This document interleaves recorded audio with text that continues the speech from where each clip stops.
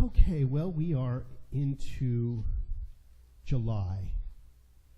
And is time flying by for you? Has the quickening begun? Did somebody hit the fast forward button when you weren't looking? Well, the theme for July, our Global Heart Vision, is loving kindness and freedom. And our topic for this day out of the Global Heart Vision is we see a worldwide culture in which forgiveness, whether for errors, injustice, or debt, is the norm. Forgiveness is the norm. And my talk title today is Forgiveness Equals Freedom. So I'm taking forgiveness and the 4th of July idea of freedom and tying them together. So I like to call this Interdependence Day, because when we begin to rely on the dependence on our inner side and release the outer constant input of negativity or whatever it is, race consciousness, we start to live from a place of inside out rather than outside in. Rather than being reactionary and running around putting out fires in our life like a pinball machine, ta-ching, ta-ting, ta-ting, ta-ting, ta-ting, ta-ting, we get to be proactive and decide how we live in this thing called life. So, how does forgiveness equate to freedom? And I'd like to start with a disclaimer.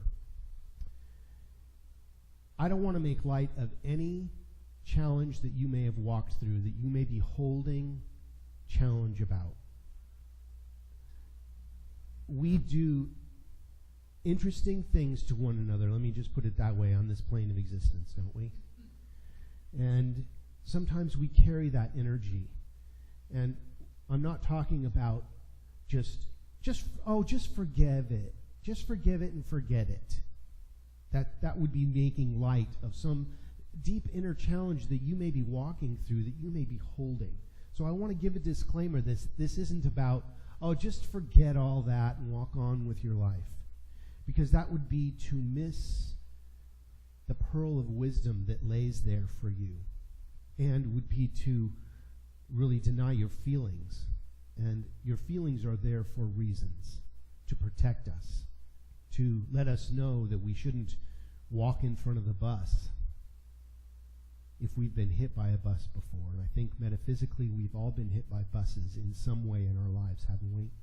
Where something blindsided us, something happened. So my purpose is to put things into perspective, to loosen our grip on unforgiveness, to not hold ourselves back from a great healing that awaits us as we move our attention from the energy of holding on to pain of a situation to the conscious real estate that is released in the forgiveness of a situation. There's a certain amount of real estate that it takes consciously to hold on to unforgiveness. There's a part of us that we may not even know is being activated that is holding unforgiveness, that we may not even know is working in that way until something comes up. Something triggers a memory of that, and we go, ow, I still hurt. I still have a feeling about this. And quite often it's to protect ourselves so we don't do it again. If you're like many people, you may want to be free of past offenses, but you still carry some bitter memories. So we can find freedom only by taking the pearl of wisdom away from whatever this is showing us. To really forgive from the heart. And I would say that it takes a consciousness of a saint at times to do that. And what I mean is, when someone is standing before you ranting and raving about a challenging situation, to sit there in your peace and say, I wonder what's bothering them. It takes the consciousness of a saint, because sometimes we want to match that energy. You know, someone gets agitated and we want to match that agitation, to let them know that we get it. And then they want to match our agitation of getting it, and then so on, and it builds and builds. At what point do we let down our guard, open up to peace, wholeness, and health? So, one of the ways is to admit that you are experiencing pain. And sometimes we don't even know we're carrying it until we feel that pain. And we have to go, you know what? I'm feeling this now. And you know, sometimes it comes up in the most inappropriate times, at the most inappropriate places, especially if we haven't done our inner work. If we haven't done our wake up and spend 5 minutes just waking up and giving thanks for this day. If we get up and jump out of bed without doing our alignment work, it's always alignment first. Alignment first. We don't get into a situation and then try to get aligned. We align first. And then whatever we do comes from that place of alignment. So offenses can cause challenge and pain, and our pride makes us deny it. Oh, you're not hurt. Some take an attitude of, I don't have to take that from anybody. I don't have to take that from you. But do you see the energy of that? I've already taken it. I don't have to take that from you. I've already taken it into consciousness because of the way I'm lashing out at saying that. A more appropriate response would be, that's not mine. That's yours. And I choose not to take that into my experience before you take it into your experience. Because we don't have to take it. We stand in the doorway of our consciousness and say, this idea may come in and this idea may leave. So often we just let things in and we don't know that we are allowing them in.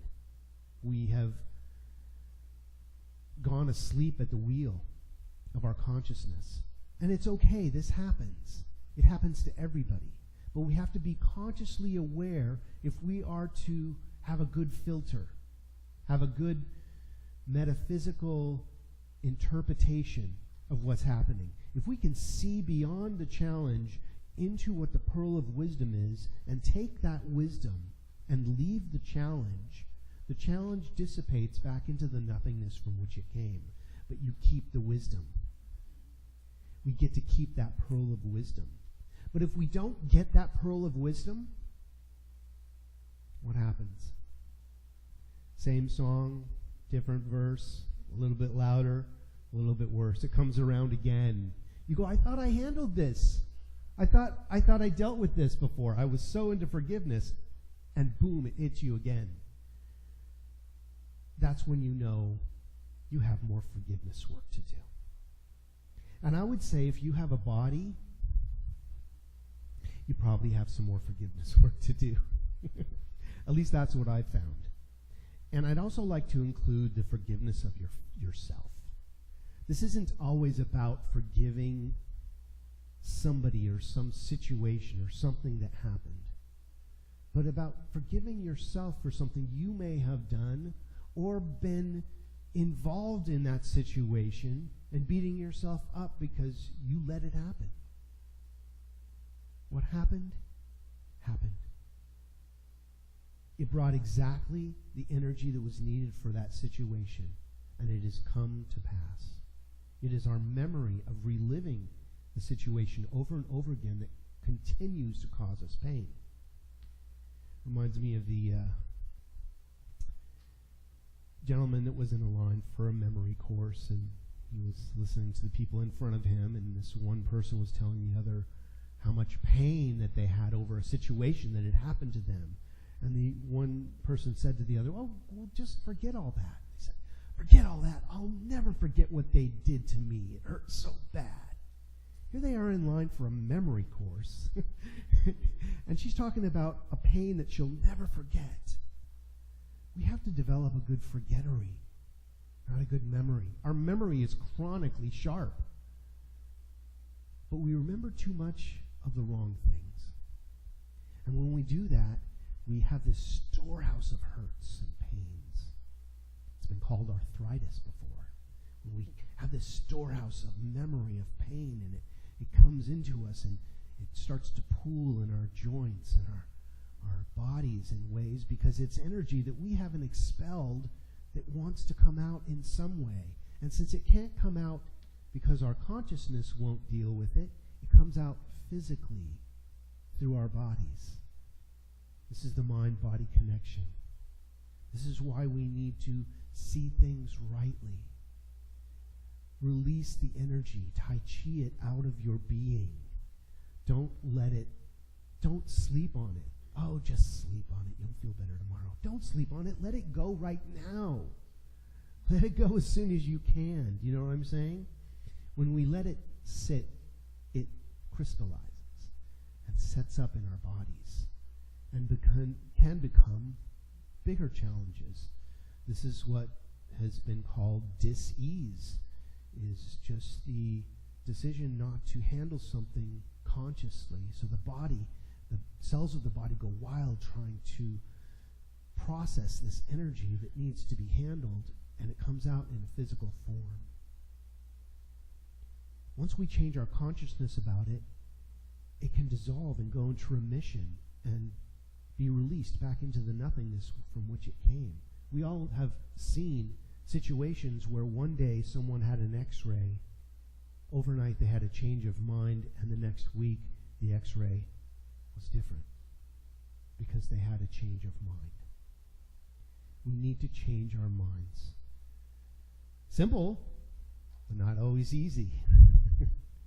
It's great to sit up here and go, oh yeah, just change your mind and change your life. Go for it. But it takes work. We have to work through our confused feelings.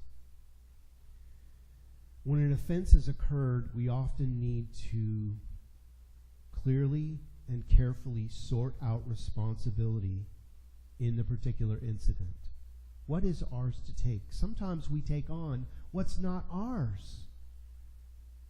This other person has gone off scot-free. They don't even have a memory of the situation, and we're carrying it thinking that they owe us an apology when they don't even know that they've hurt us. We need to look at things rightly. Look at the big picture. Is this something that can be resolved by changing our minds? And sometimes it takes a process. It takes going and hitting the trash can or jogging or doing something in the physical world to release the energy around the pain. But we must seek the information. We must look for the truth within the situation that allows the pearl of wisdom to rise so that we may take that with us. If we don't, we get to relive it, unfortunately, until we get that pearl of wisdom. So we have to allow the information that comes up within us to become an insight where we go, oh, that's what that was. Do you ever have an aha moment where everything all of a sudden collapsed into one quantum moment of truth that you went, oh, and your whole belief system changed in that quantum instant?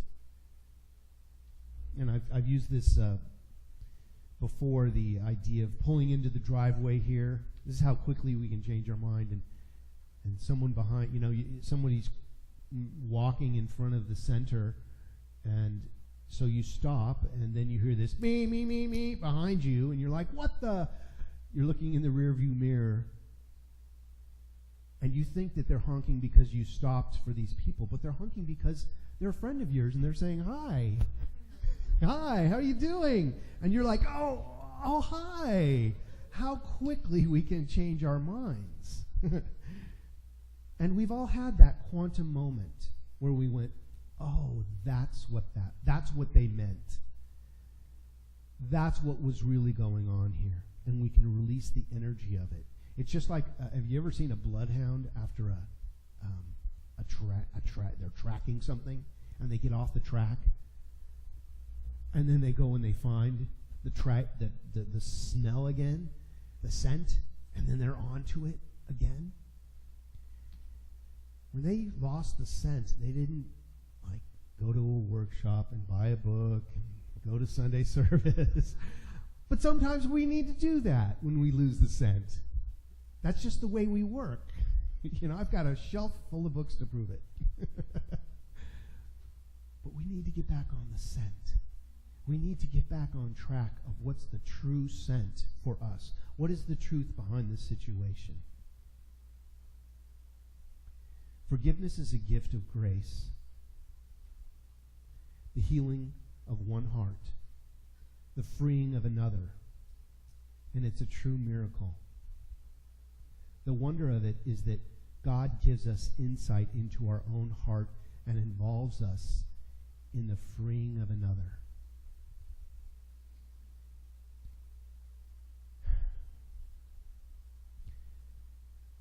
Does God hold unforgiveness? Absolutely not. God doesn't have anything to forgive.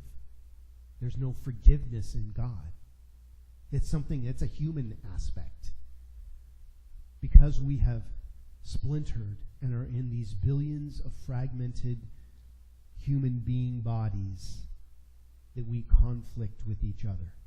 There's truly only one of us here, God, as the trillions of energies that exist. Everything is God. There's not a spot where God is not. So in that, we have to relax a little. And again, this is not to minimize any true pain, true situation of a challenge that you may have walked through. This isn't about that.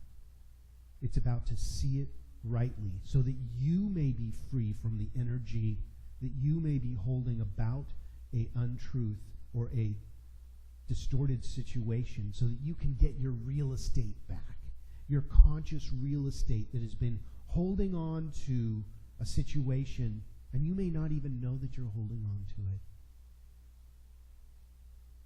But one day, you choose to relinquish the entire event. If I was to stand before you and say, give me that challenge, and in giving it to me, you completely relinquish the entire memory of the event. Completely. You will not remember it ever happened.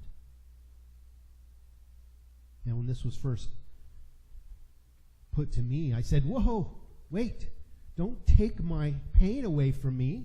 If I can't have what I want, I can have the pain of not having it. Here I am arguing for my my challenges, right? Because if I can't have what I want, I can have the pain of not having it. And if you're going to take the whole memory away of it, what am I going to talk about? What am I going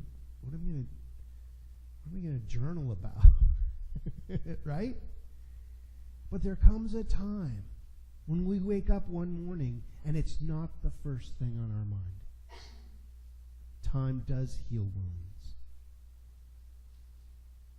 But it's not the time that does it. It's our ability to release the real estate in our consciousness that's been holding that segment of us in unforgiveness.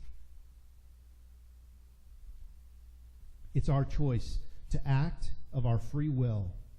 That's what sets us free from the burdens of the past. And I'd like to give you an example of this. There's two monks at the side of the stream. a maiden comes forward and says, "Please help me cross the stream." And one monk says, "I will help you cross the stream," and carries her across, puts her down. She thanks him, and she walks on. The two monks are now walking on the other side of the stream, and one monk is saying to the other, "You know you should have not done that. You should have not helped her. Our vow is to never touch a woman. Our vow is to not be in any way associated with a woman. You know that that was wrong." And the monk that helped the woman said, "I put her down at the side of the stream. You are still carrying her." Because he couldn't let it go in his mind what had happened. And we do that. We do that and we don't even know it. Forgiveness is something that we do for ourselves. And when we forgive, we stop holding others responsible for our emotional experience. Unforgiveness is like stabbing ourselves with a knife and expecting someone else to feel it. And when we know how that works, we can put down the knife. They did the best they could at the time. I'm not saying that they did right or wrong. They did what they did. And it happened. And I have the pearl of wisdom of knowing that I won't put myself in that situation again. But do we stop loving because of it? Do we harden our heart? It's up to you. So imagine I was holding a pencil and I dropped it.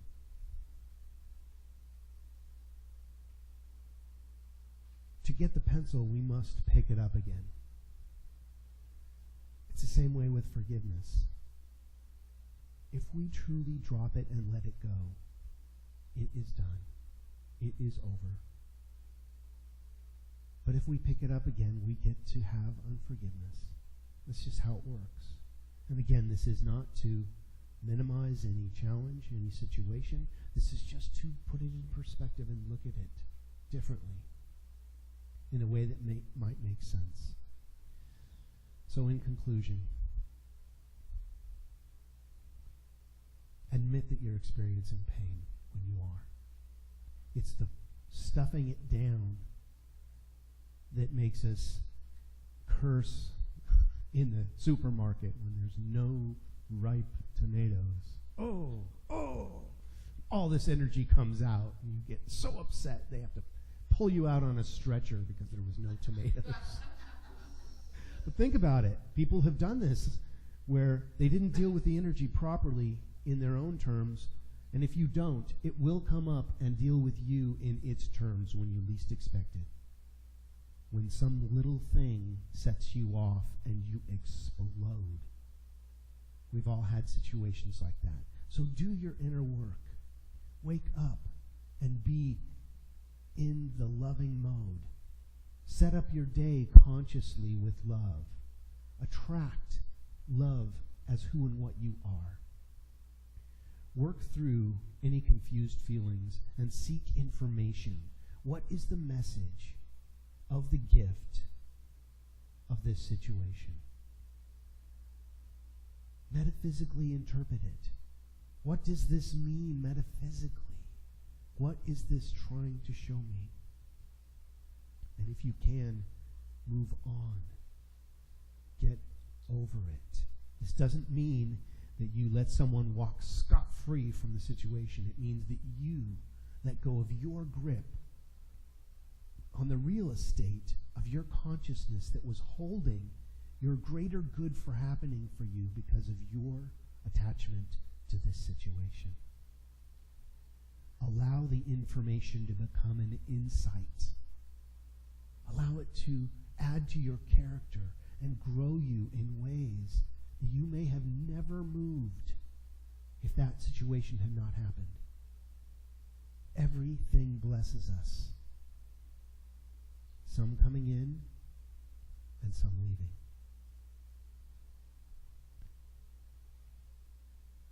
And finally, choose to relinquish the entire event.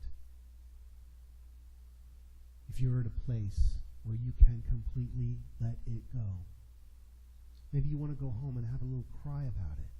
Maybe you want to process some of the residual energy from an old idea that may have come up for you. And that's good, that's healthy. Maybe you want to talk to somebody about it. It's okay. That's part of the process. You don't have to do this on your own. We are here to assist each other. But let it go. Find a place in your life where you can truly let it go. And this is how forgiveness equals freedom. It takes heroic effort to move beyond our pain and to understand what prevents us from saying, I forgive you. Forgiveness is a gift of God's grace. So finally, it's your choice to forgive or not. It's an act of our will that sets us free from the burdens